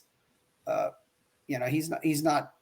he's certainly better than a lot of senators, but he's not. I don't think he's also in the same league, even as Rand Paul is. But Mm. you know, I think that I mean, looking at Texas, I think that the Republicans there are trying to find a message that resonates with a certain element of their base, which is still very, very religious relative to the country on the whole. And that's alienating some other Republicans in Texas, as well as whatever moderates and swing voters there are. And it's creating this bizarre situation, which eventually the Democrats will be able to successfully capitalize on. there's rural Texas and there's big city Texas. Mhm. I mean, and then there's kind of also the Hispanic part of Yes. Texas. Uh, the rural Texas is very red. Big city Texas is turning. It's probably a little bit blue, but not overwhelmingly blue. Mhm. And then there's what I would call the border Texas, the Hispanic Texas, which is also somewhat blue, Mhm. but that's really yeah. And of course, it's such a humongous state to begin with. And Mhm. of course they'll redraw the districts and stuff like that to try to benefit themselves. I don't know how much longer they can do that though, but Mhm. I don't I don't think Abbott really cares about any of this stuff. I mean, I thought there might be more of a challenge to him, but there wasn't. I certainly would rather have DeSantis or Christie Nome than have Greg Abbott. Do you think that the Republicans in Texas think they'll be in power over the long run, or do you think they're doing like sort of a last gasp now? Any ideas to what their outlook is? I don't really know what they're doing. They It's really hard to say what they're doing. Mhm. It is. No, it really is. I think because the state's doing well, they don't really care, or they're not going to try to tighten their belts. I mean, it seems like we are maybe getting some better things like constitutional carry, but Mhm. I, I'm not that. I'm really not that up. And I've been here so long. Maybe I think it's maybe also because I live in the Austin area. I'm not. Mhm. But it seemed like when I moved to Austin, I got a combination of the best of both. Mhm. The best of living in a low tax, the Mhm. best of the red politics, but also some of the better aspects of the blue politics. Because Mhm. sometimes Austin will do something really stupid and the state will overrule them. Ah. Oh yeah, yeah. I've heard about that. There are particularly issues coming out of Austin and, to a lesser extent, Dallas and Houston that the state tries to do away with through legislation. Very interesting to see localities getting preempted by the state government, but it's something that I think we'll see a lot more of with all these conflicts between Republican and Democratic areas within any given state. Yeah, and you also have to. Well, one example of this is we didn't have Uber and Lyft here for a while, and Mhm. it wasn't until the state overruled them that Uber and Lyft came back. because of some city regulations, and the state basically said, passed their own regulations and said we want to try to create some type of uniform regulations for ride shares. So that's how we got Uber and Lyft back. Yeah, I heard about that. It's interesting because certainly localities do often give Uber, Lyft, and other companies a really hard time in transacting commerce, which does not benefit the general public. But what it is that, in the case of paid rides, the taxi cartel in any given place tends to have a big lobby on local lawmakers. So that's why you see that. And the state, however, is very much impervious to this influence. And so it goes with something that more reflects public sentiment. Yeah. Yeah. I don't know how those smaller towns, but then Abbott as governor kind of told the cities and counties that they could do whatever they wanted with regard to COVID. Which upset a whole lot of people. It's that's something too. You hear about local governments, but then sometimes you're happy. Oh, I'm glad the state overruled the local government, but sometimes it can go either way. I don't Absolutely. really. Yeah. Yeah. It's really interesting. Yeah, Abbott never. Like I said, DeSantis screwed up, but he's tried to repent for it. I think he's about the only governor who has tried to repent for it. It's so rare when you see any politician at least kind of admit that he's screwed up. I think that DeSantis is just going with the trend, or what he believes is the trend. I don't know if he really believes he screwed up. I think he's just very much doing what he's told by you-know-who. And I would say that's what he's up to. But we'll see what comes of this. I don't think he can really run on COVID all that much in the presidential campaign because it has been eclipsed by other issues. And one of those issues being abortion, he does not have a good track record there now, particularly with the 6-week ban. Yeah, I have to say COVID kind of made me change my mind about abortion, as weird as that sounds. Oh, really? How so? After seeing how savage the left is, I'm literally feeling if they want to kill their kids, I'm not going to stand in their way. If Gretchen Whitmer wants to have abortions, if Jacinda Ardern wants to have abortions, why would I want to stop them? Oh, I've always had that point of view that people should get abortions who want them because it's better for society in the long run. So this is nothing new for me. It's always good to see other people coming around to that perspective. Outlawing abortion isn't going to stop at number one, and number two, it's a cultural problem anyway. As some men have noticed too, though, there's also been an increase in vasectomies, and if more men start getting vasectomies that can be reversed, that will probably reduce the number of abortions.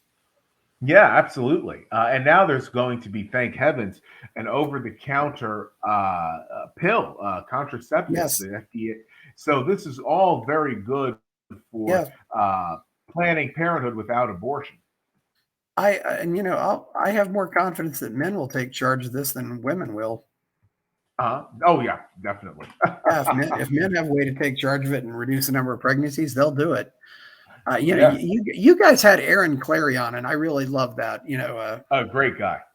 And I remember Aaron Clary wrote that one thing. He wrote that article, said the one way that men and only men can end poverty within a generation. And he basically said is birth control, that because the number one cause of poverty is people having kids who can't afford them. Absolutely. Yeah, 100%. A lot of Republicans don't get that, or if they do get it, it's sublimated by their religious ideations that lead them to support some very destructive decision making, which obviously creates poverty. I'm afraid, I certainly see it among libertarians. And unfortunately, I see it among some conservatives. I don't really see it among much on the left. And it's the Henry Clay sentiment of I'd rather be right than be president. And it's almost like there's some kind of righteousness in losing. Without question. And that losing somehow proves your righteousness. And yes. And particularly with abortion related, no question. Yeah. And Well, maybe you can find out a way to be righteous and still win, but it's almost like you really, you That'd be know, nice. or it's like the one guy said about Star Trek conventions, wrote a letter to some magazine, said, it was a lot more fun when everybody thought we were crazy, going to Star Trek conventions, and Uh-huh. said now that it's mainstream, it's not fun anymore. It's okay. Well, yeah, I don't know. I don't know what libertarians would do what they would do if they ever started winning. I think they would say, "Wow, we're winning." Yeah, it'd be a real shell shock, I think, which would be interesting in its own way. But yeah, I don't know that libertarians would be able to govern for very long at all, to be honest with you. Yeah, it's funny when yeah, it almost be like you're this average or maybe ugly kid, and you go ask the homecoming queen out for a date, and then she says yes, and it's like, oh my goodness, she said yes. What am I going to do now? I wasn't expecting this. How do I? Exactly. How do I? Okay, well, Mhm. you get over the shock of just being there, and it's like, okay, we're here. Or it's Yeah, like yeah. It's one of the, it just comes up and you never thought it would, and or you're like a deer in the headlights. where do you think is conservatism is going to go from all this? It still seems like anybody could take over the conservative movement. And the red team just seems like it's still, not really without any leadership. And we have all these old people, and Mhm. somebody's got to take over. I mean, maybe somebody like Aaron Day or Vivek Ramaswamy, is it? Ramaswamy, yeah.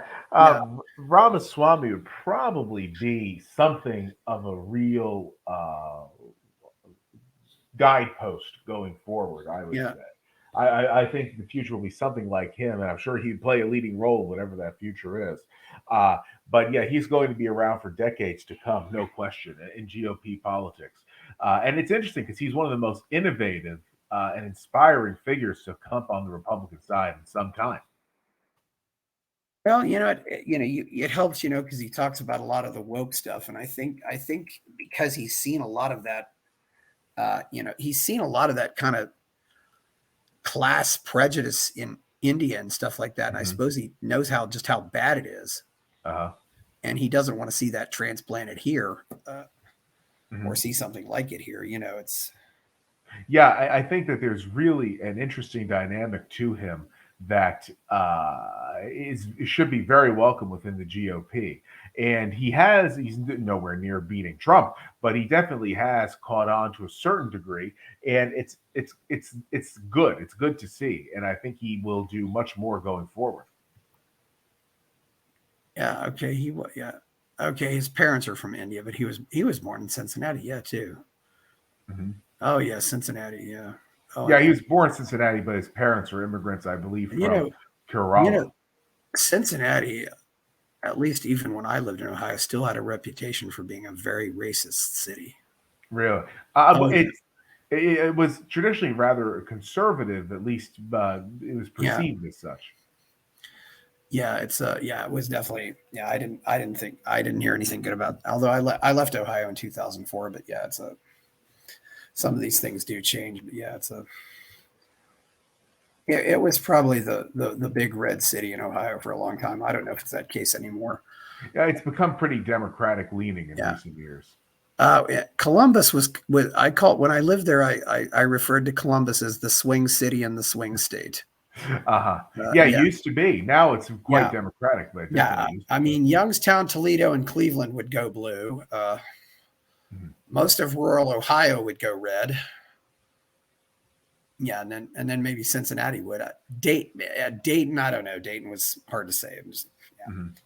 but the Rust Belt cities, and of course the Rust Belt it's changed so much in the Rust Belt. I think largely because there might be finally this realization we've voted blue for so long and nothing's gotten better. Mhm. Uh, I don't know. Maybe that's a factor, but I'm not really sure. Or maybe it's just because of the changes in the blue team. Yeah, I think it's probably quite a few different things, but you're Yeah. probably on the right track. Well, being born and raised in West Virginia, Jimmy Carter carried the state in 1980. I mean, I never thought West Virginia would go red. And it did. Yeah, now it's solidly Republican. I don't know if I'd go far as saying solid, but it definitely is. You still kind of have this, the country Democrat, which is really what Joe Manchin is the last of. The small town Democrat who, the coal miner or the small farmer or the steel worker. Like I said, Joe's the last one of those. And much like RFK Jr., I think the only reason he stays in that party is because of his family. His family has actually been fairly prominent in state politics. So, yeah, the Manchin's in West Virginia. Yeah. He had an uncle who was who was a very popular Secretary of State and Treasurer for a while. But then there was a scandal. And West Virginia is the only state that's lost population since 1940. Yeah, and it's not hard to see why. No offense to people from there. It's just that there's such a lack of economic opportunity, generally speaking. Yeah, I think a lot geography plays a part in it, just because the state is so damned hilly. It's a miracle that any road ever gets built in that state. I've seen, but I have been to West Virginia, and I've experienced the roads there. And you are right; it's beautiful, though. It's really, really beautiful. And of course, what else is funny too, Joe? After learning to drive there, it's like, okay, I can drive in LA, I can drive in New York City, I can drive in Manhattan.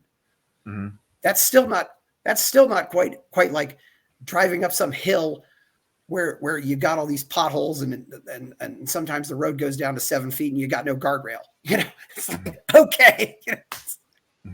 I know, I can absolutely understand that. Yeah, and I've seen some of the city people react when they get out on those roads, and it's like they're terrified. It's funny. Yeah, it's an experience. I actually spent my middle school years in Pennsylvania, in Lehigh Valley, and it's not. There are mountains, not to the extent that you typically find in West Virginia, because it is a valley after all. But the Lehigh Valley's over in the east, though. It is, yeah. It's right near New Jersey. It is only 2,900 feet or something. They don't have any mountains.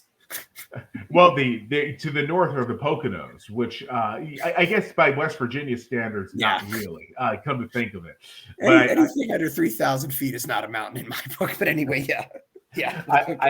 I've also driven around the Smoky Mountains around Gatlinburg. Yeah, those are mountains. Yeah. They are pretty. They really are pretty. But West Virginia is pretty as well. West Virginia has some of the highest mountains. Well, it's not really on the East Coast, but east of the Mississippi River.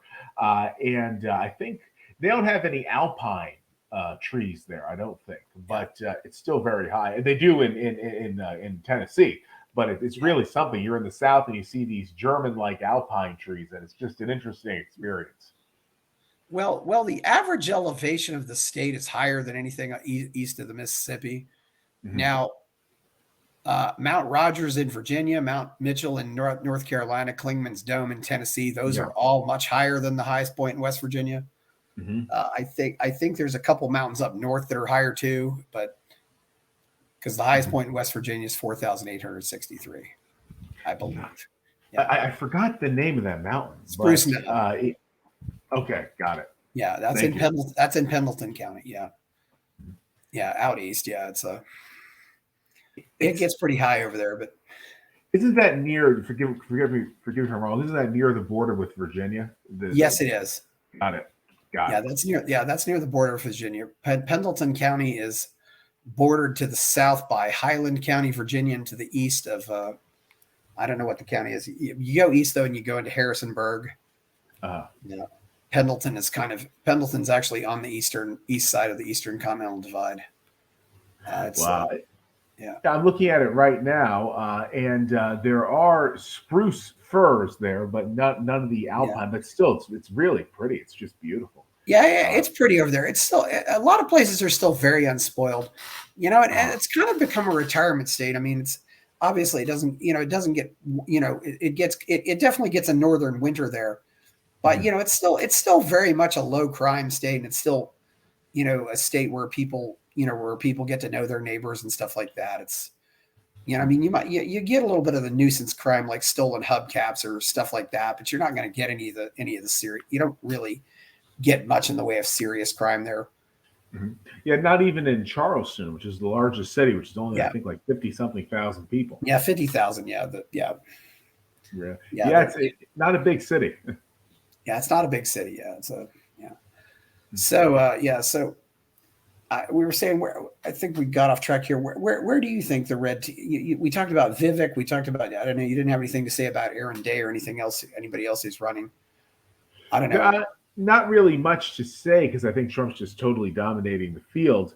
I think the future of the Well, he runs Republican them. Party. I was going to say about the future of the GOP. I think it's Ramaswamy who represents generally where it's headed. I don't think so much DeSantis. I think he's more like flavor of the week. And Trump will have some impact. I don't know how much, but I think that he will be probably thought of as a guide into something more like what Ramaswamy represents. Yeah, I don't know. Maybe somebody like Larry Elder or somebody like that. I don't know where. I don't know where it's going to go. Uh, I don't. What do you ever know about that Strauss-Howe generational theory? What do you think about that? Sometimes I think there's a lot of validity to that stuff. Well, I've heard of it, but I couldn't tell you a thing about it. It's just something that I've heard being referred to, but I don't know. That we're going through a fourth turning and we're going to have a lot of shifts here. Oh, that's the thing. Like every 70 years, something like Yeah, that, or right? every four generations. Yeah, it's a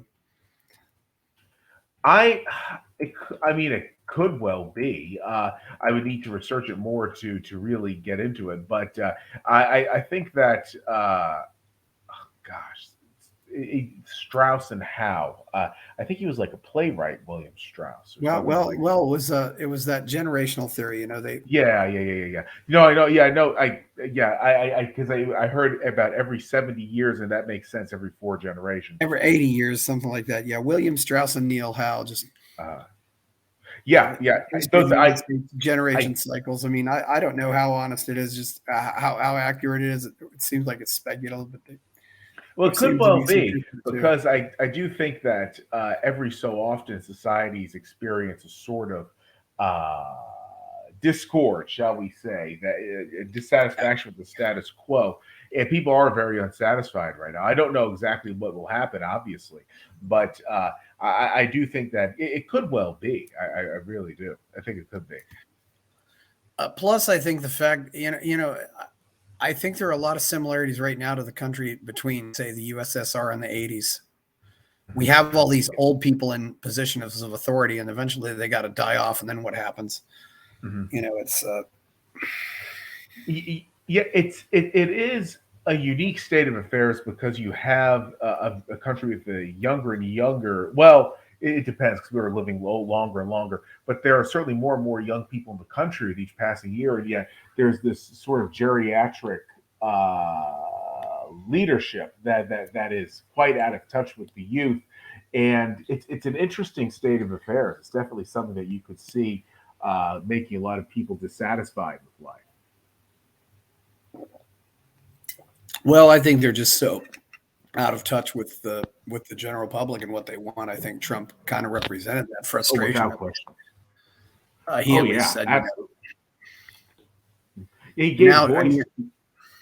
mean, Sorry, go ahead. he told people it was okay to be angry. You Uh-huh.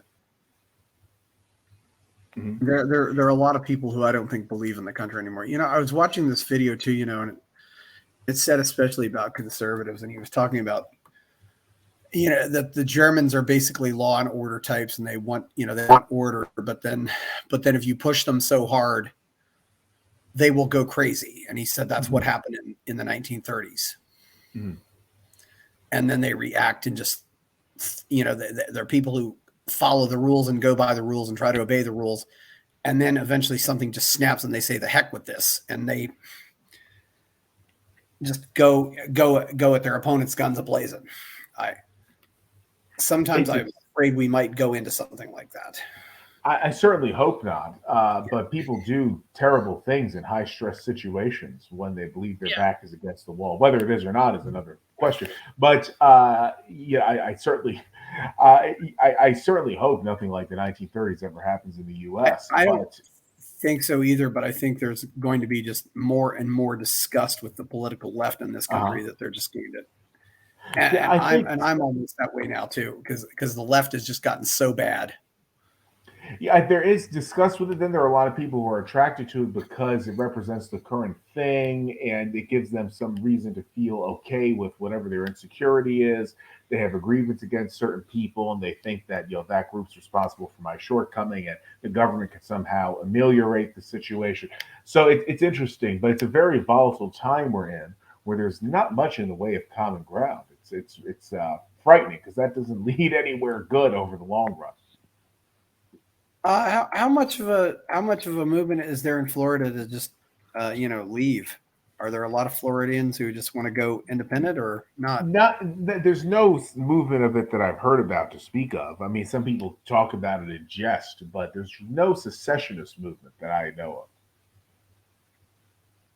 There's certainly a Texas nationalist Oh movement. yeah, I don't know if there's maybe people in Florida who are more part of the League of the South or something like that. It's uh, I've not heard about them joining up with a group like that. yeah, But yeah, there really isn't a Floridian secessionist movement that I'm aware of. yeah, I mean, I'm sure there are some people who wouldn't mind, but it's just not anything politically potent. yeah. You know what? One lady I heard say from California, she said, if Trump wanted to get California to leave, all he would have had to have done was to enforce the immigration laws as hard as he could have, and that would anger them to no end. I probably would, although if he gets back in, I don't know if who knows. I mean, what their response would be if he really decides to hammer those broadly written Yeah, immigration statutes. It's an interesting question. I really don't know how a second Trump term would go. There's not much I could say about it. yeah, Something I would like to see, but it's one of those things we can only yeah. very vaguely speculate on. And that's one area where I'm still very much opposed to conservatives. I like immigrants. Mhm. And it's interesting because I think about how popular Ronald Reagan was with immigrants, and no president has been as popular as Ronald Reagan was. He served, of course, in a very different time. I think that Yeah, I mean, I understand why people take the pro-immigration argument. I'm much more in the way of restrictionism, although I'm not in favor of yeah, shutting immigration down. yeah. But it is difficult to have sort of an open door policy and still maintain something in the way of a country that has any sort of shared identity.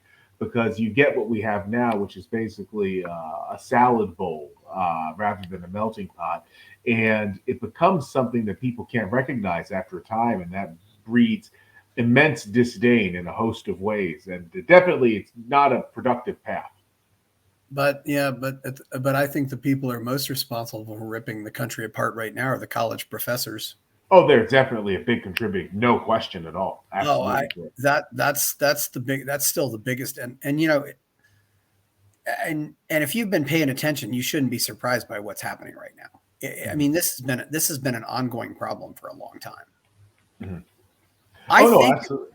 I think it was on one of the shows that you did with Gottfried, Mhm. and he was telling a story about. I'd love to ask him about this, but I think he was telling a story when he was in college, maybe in the '60s, and he said to one of his older professors, he said, "Oh, this stuff going on with the colleges will just pass," and it didn't pass. Uh-huh. It's been festering ever since then. Mhm. Absolutely, and it will And continue yeah, to. It will get worse. Florida is trying to take some aggressive measures against this. I don't know how successful it will yeah, be. Obviously, the government playing the strong man here has its own set of problems, yeah. but yeah, it's a very difficult situation. And the sad part is, I don't think this is just an American thing. I think it's No, it's not. probably this way in most of Western Europe. I'm afraid it's this way in most of South America. Mhm. I don't think it's necessarily this way in the areas that used to be part of the Soviet Union or were part of the sphere of influence in the Soviet Union. Correct. That's the interesting thing. They're more culturally conservative. Well, I think it's largely because, well, for starters, they had communism imposed upon them from the outside, so they learned to see it as something that was foreign to them, Mhm. and then they also saw that it failed. Uh, Mhm. I mean, I've heard, for example, that academics in places like Armenia and the Caucasus region are actually very pro-capitalist for that reason. Uh-huh. They want to separate from Russia. They want to go away from this, and this is what they see as being their ideas. Mm-hmm. But obviously, this it's interesting. It really is. It's really interesting to see that Eastern Europe and other parts of the world controlled by the Soviet Union are dominated by it, being more impervious to wokeism, among other things. It's inspiring. It is counterintuitive, but inspiring. And I think you brought up some very good reasons for why this is. By the way, just have to say I'll have to go in a few minutes. It's really been an outstanding conversation. Yes, it has been. Touched on about everything that we thought we could. We did. Yeah, I'd love to see about where we're going. I'm going to have to look into some of these tech issues I'm having, but it's not a big deal. No, it's been fine. No, well, this is the second time I've had issues during the show, and I want to make sure this doesn't happen again. Got it. I understand. But yeah, it's getting pretty late for you. So, do you have anything else you want to say before we go? Well, I want to thank you for having me on the program. Like I said, it's been an outstanding discussion, and I very much like to chat again down the road. I thank everyone for listening, and I hope that they have taken something, perhaps more than one thing, away from this discussion that they will use for their understanding of history and the future, because we've discussed both. I think people have got a lot out of this. Yes, and Florida. I've thought about possibly moving to Florida, but I might just leave the country in general. I might go, and I might go to New Hampshire, but I don't know if I'm going to go up there for the cold weather. But I'm definitely optimistic about what they're doing up there with the Free State Project. It's not a bad idea, but I know you're referring to the Free State Project up in New Hampshire. Personally, though, I think that eventually working remotely and leaving the U.S. is probably the best idea given where things are headed. But the question is, where do you go? I have a few places in mind, one especially that I don't share with the general public because I don't want Americans to flock there. Yeah, but I really liked Sakartvelo when I went there last August. Really? That's a country that goes by the same name that's on the north of Florida, but that's why I call it Sakartvelo, because I got tired of. But Sakartvelo is what they call it. Georgia. That's I know that's Georgia over in the Caucasus. Georgia. Sakartvelo is how they say it in their language, so that's why I say Sakartvelo, and also because I don't want to get the confusion with the state that's north of Florida. So they have obviously the issue of a potential Russian invasion, but it is a very popular country of expats. Yeah, that's another thing too. Before you go, how do you think the whole Ukraine situation is going to go? Well, I think in time Russia will get what they want out of it and move on. I don't see Russians losing. I just don't. I never have. I hope we get a just peace out of this. I don't know how it's going to work. Absolutely. And I think that's the idea. If America got involved, though, it might very well be the end of America. I don't think. I agree.